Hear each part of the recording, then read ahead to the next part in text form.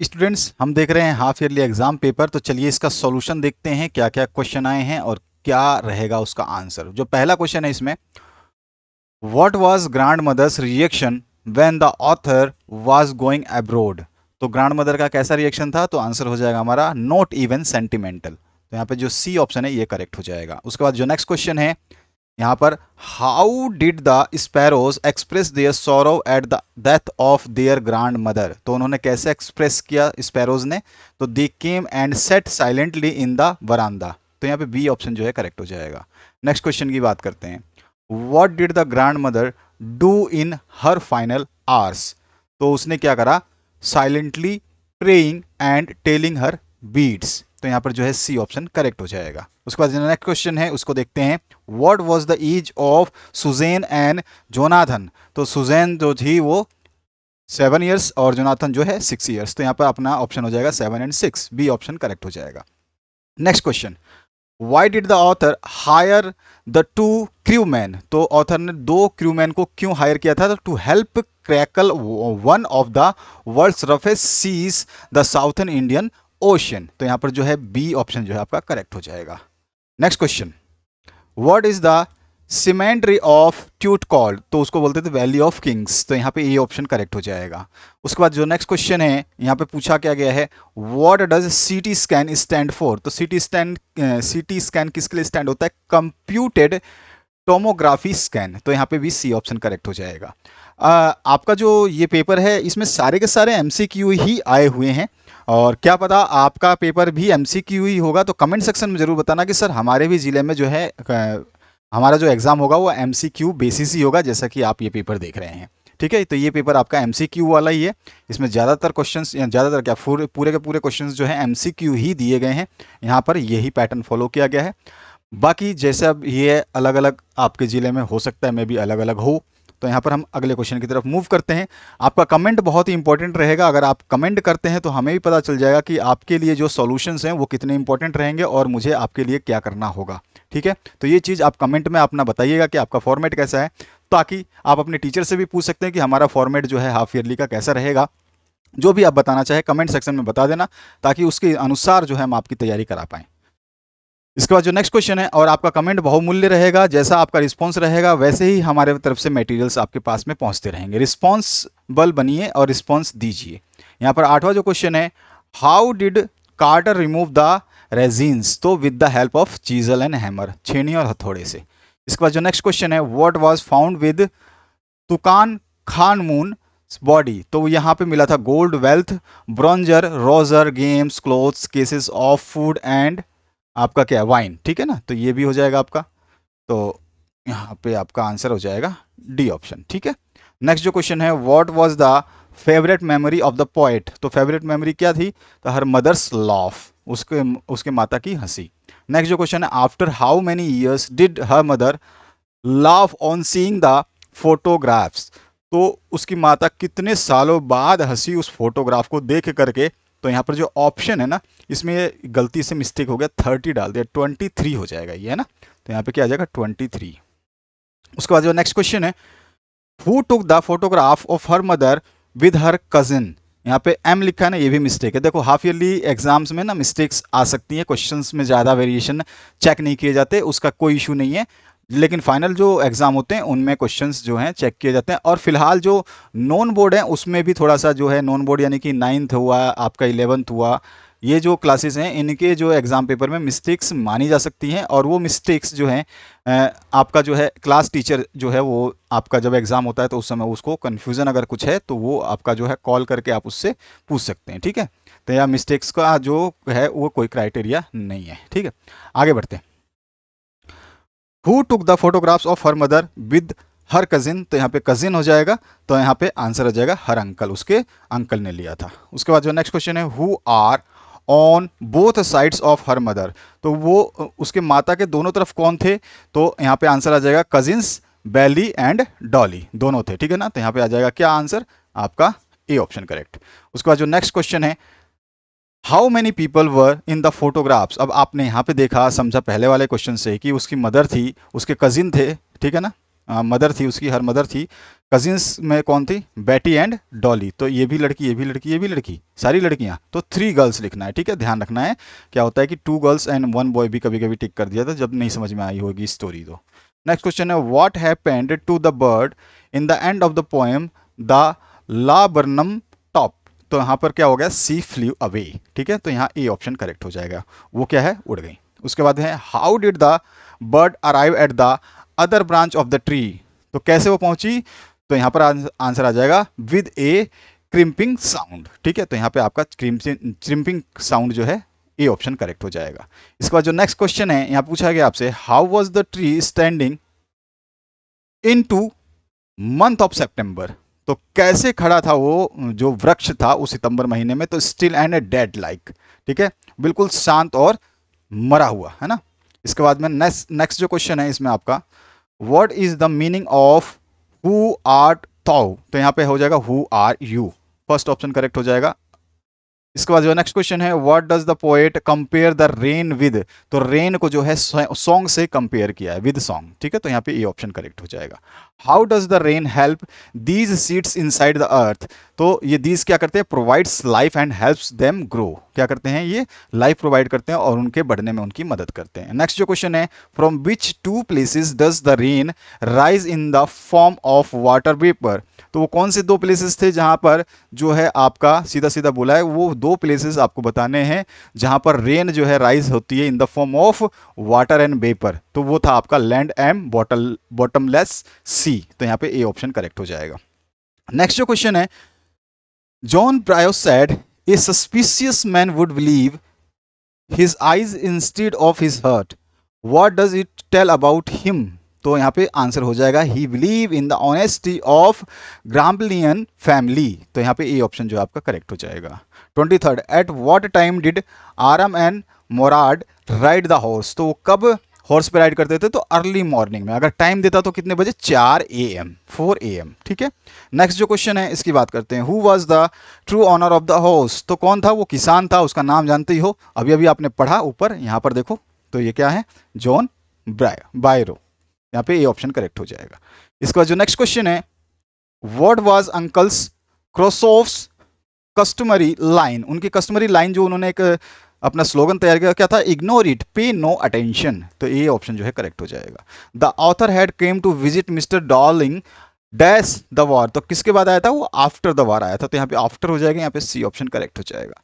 Next जो है question, at the end what does the author decide? अंत में ऑथर ने क्या डिसाइड किया? तो फॉरगेट द एड्रेस, तो यहाँ पे जो है आपका ए ऑप्शन करेक्ट हो जाएगा।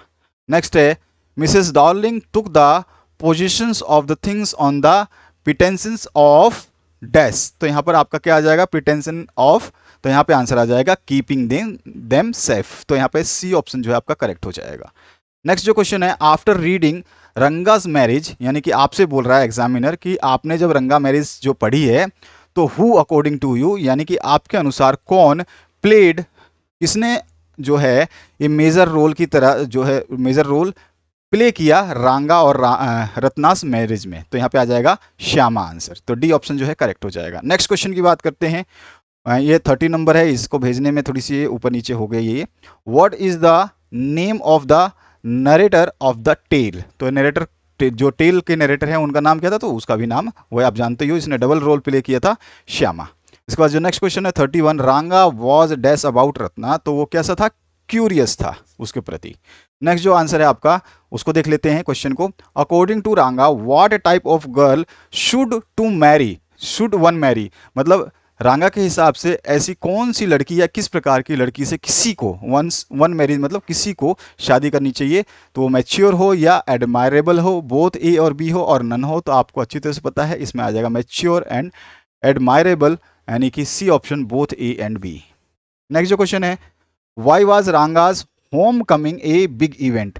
रांगा का घर वापस आना एक बड़ा जो है उत्सव की तरह क्यों था? तो यहाँ पे आंसर सीधा सीधा आ जाएगा, because he return from Bangalore after studying there for 6 months, ठीक है, तो ये आंसर आ जाएगा क्योंकि वो पहला ऐसा आदमी था जो उस गांव से बाहर बेंगलोर में पढ़ने के लिए गया था। नेक्स्ट जो 34 नंबर है, where is designation of the issuing authority written?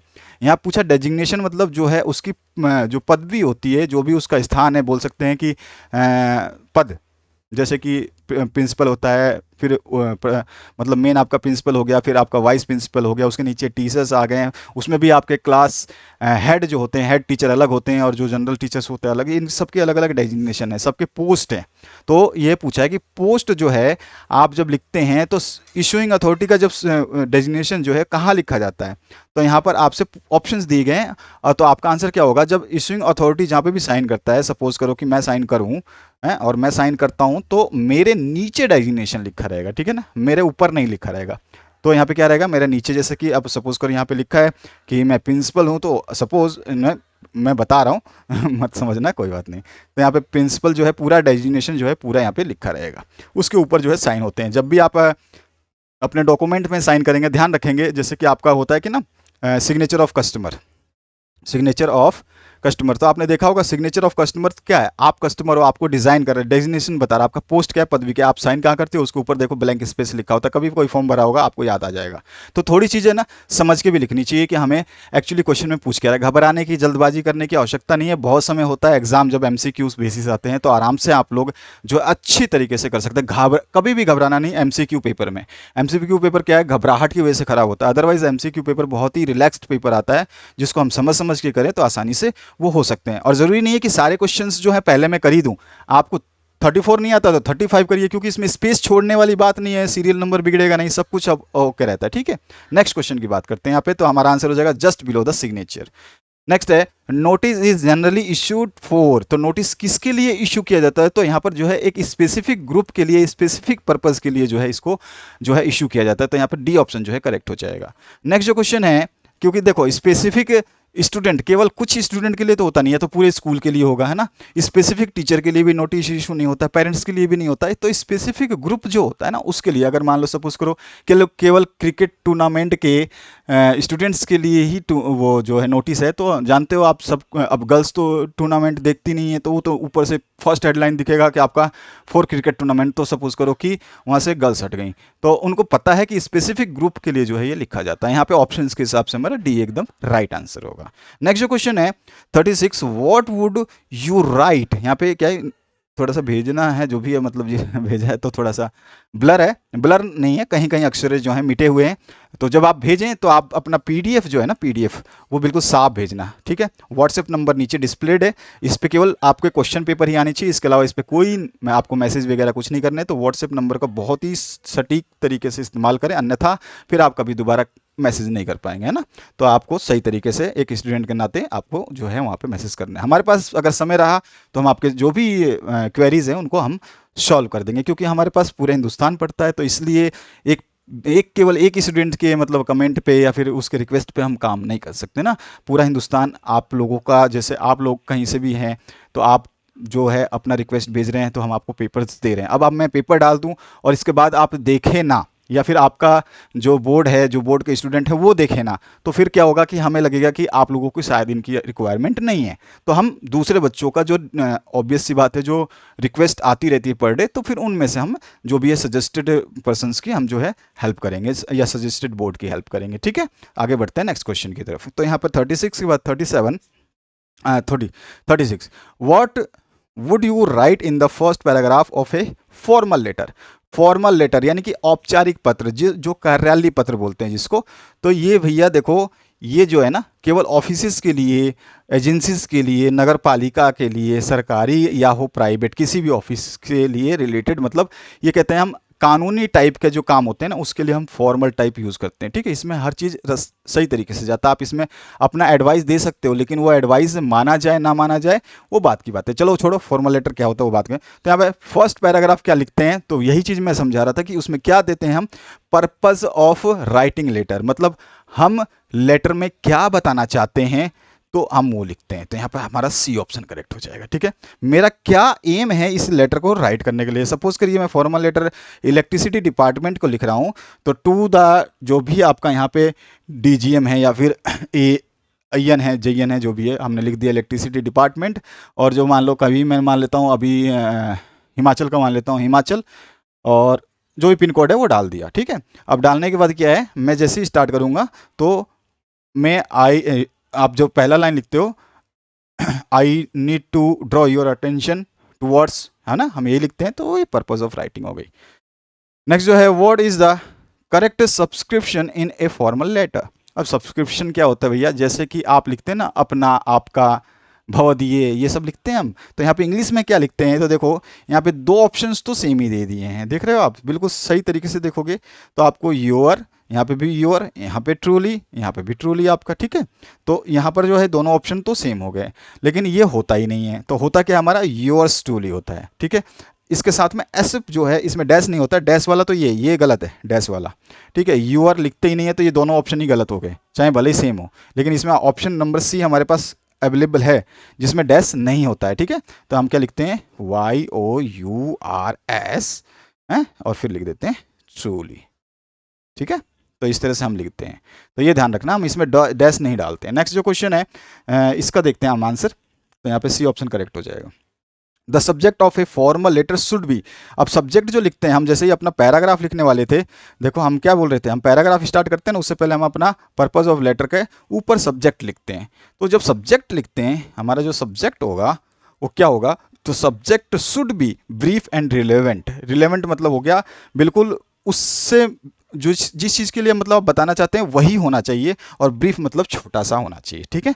तो जो चीज़ आप बताना चाहते हैं, जैसे आपको लीव के लिए है, तो लीव का आप बता देंगे बस सिंपल लीव। अब वो लीव कितने दिनों का चाहिए, कब चाहिए, वो डिटेल में आप बताएंगे, किस रीजन से चाहिए वो डिटेल में बताएंगे, बस हमको सब्जेक्ट पता चलेगा। आपने जो ये प्रार्थना पत्र लिखा है पानी पीने के लिए, टंकी खराब नहीं हुई है, इस तरह का नहीं, आपको देखा मैंने लीव लिखा है, that's mean you have written this letter for leave application, ठीक है। तो यहाँ पे हो गया आपका। और the subject of a formal letter should be, अब ध्यान रखना है, मैं यहाँ पे सॉरी, यहाँ पे the subject of a, sorry ये तो हमने बात कर लिया भाई, my mistake, brief and relevant. अब इसके बाद में आपका 39 नंबर, what is the motive of writing a letter to the editor of a newspaper.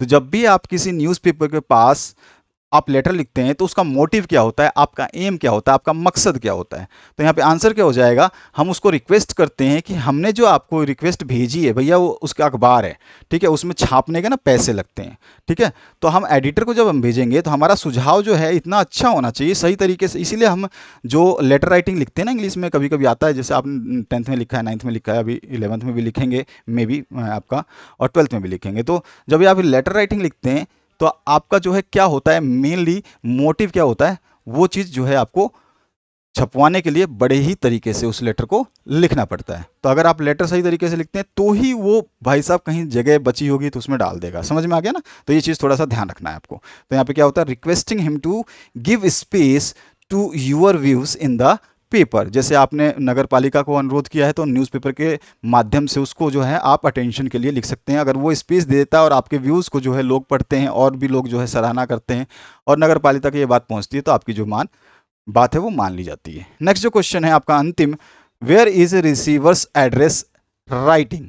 अब देखो, जो भी राइटिंग टाइम में हम रिसीवर का जो एड्रेस डालते हैं, तो सबसे पहले हमें देखो, कोई भी लेटर हो, कोई भी लेटर हो, ध्यान रखना, फॉर्मल हो इनफॉर्मल हो, कोई भी लेटर हो, सबसे पहले हम अपना एड्रेस लिखते हैं, आपका, ठीक है, आपका एड्रेस होता है। वही आपको जो है एग्जामिनर नहीं बोलता है, suppose you are Rohit, you are Rohan, जो भी है, और dash dash dash living in Delhi, और जो भी है, आप इस तरह से होता है। तो आपका एड्रेस पूरा आ जाता है, ठीक है ना। आपका नाम को छोड़ करके जो भी आपको डिटेल दी गई है वो आ जाता है। नहीं दी गई है तो आप अपने बादशाह हो, फिर तो आप तो अपनी मर्जी से अपना डिटेल डालते हो ना। तो यहाँ पर जो है आप पहले क्या डालते हो, आपका एड्रेस, उसके बाद क्या डालते हो, तो उसके बाद डालते हो, ध्यान रखना, ये यही फॉर्मेट तो देखना है आपको, समझना तो यही, इसमें से क्वेश्चन ही तो यही तो बना है।